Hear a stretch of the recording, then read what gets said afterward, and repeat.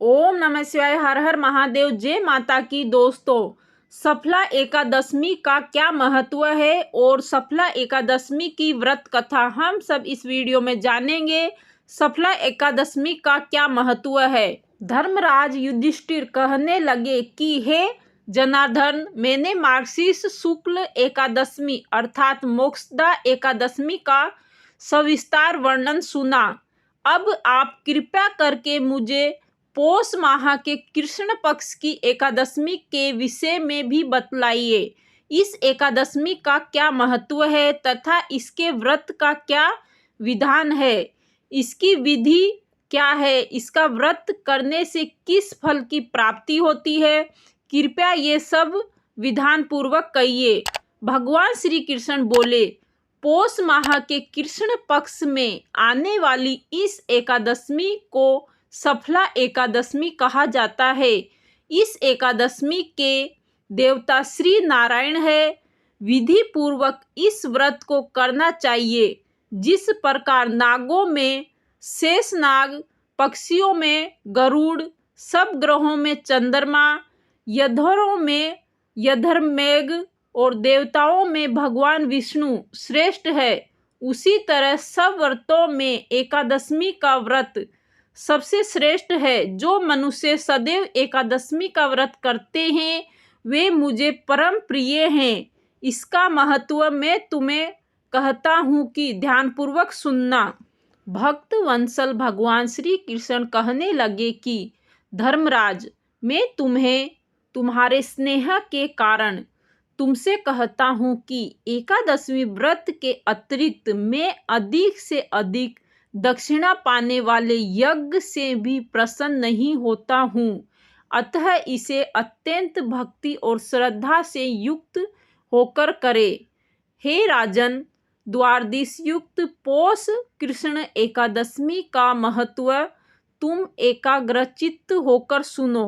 सफला एकादशमी व्रत कथा यहाँ से शुरू होती है। चंपावती नगरी में एक महिष्मान नाम का एक राजा राज्य करता था। उसके 4 पुत्र थे। उन सब के लुप्कम नाम वाला बड़ा राजपुत्र महापापी था। वह पापी सदा पर स्त्री और वेश्यागम तथा दूसरे बुरे कामों में अपने पिता का धन नष्ट किया करता था।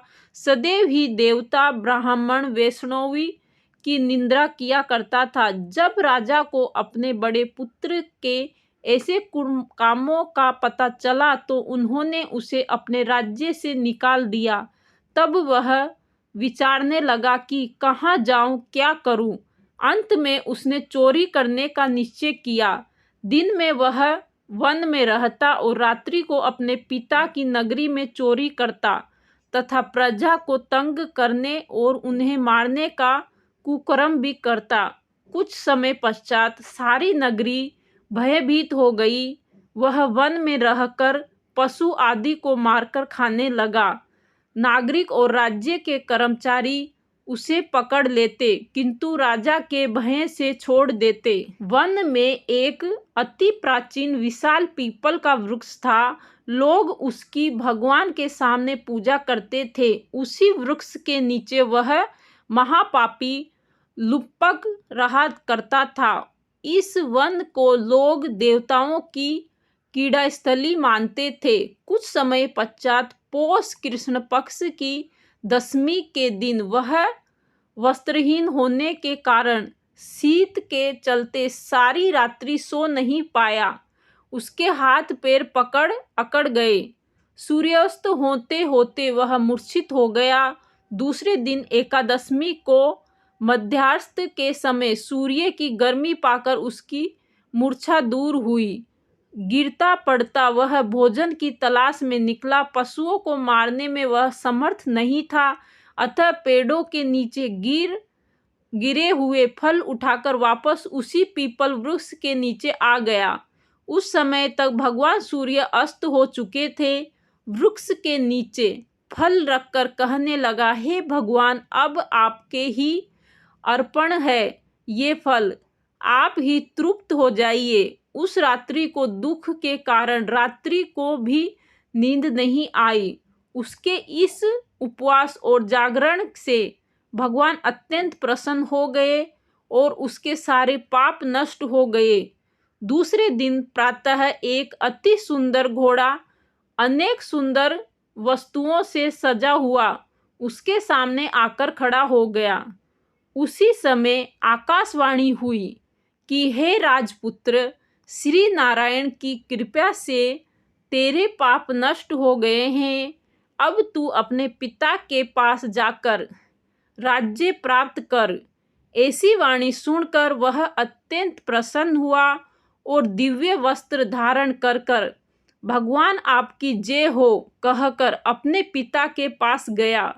उसके पिता ने प्रसन्न होकर उसे समस्त राज्य का भार सौंप दिया और वो स्वयं वन के रास्ते चले गए। अब लुम्पक शास्त्र अनुसार राज्य करने लगा। उसके स्त्री पुत्र आदि सारा कुटुंब भगवान नारायण की परम भक्त हो गए।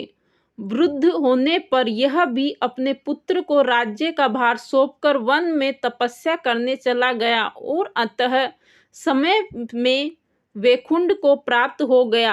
अतः जो मनुष्य इस परम पवित्र सफला एकादशी का व्रत करता है उसे अंत में मुक्ति मिलती है। जो इन नहीं करता वे पूंछ और सींगों से रहित पशुओं के समान है। इस सफला एकादशी का महत्व को पढ़ने से अर्थात श्रवण करने से मनुष्य को अश्वमेध यज्ञ का भी फल मिलता है। अगर ये वीडियो आपको पसंद आया है तो वीडियो को लाइक करें, शेयर करें, चैनल को सब्सक्राइब जरूर करें। ऐसे अच्छे वीडियो के लिए आपका दिन शुभ रहे।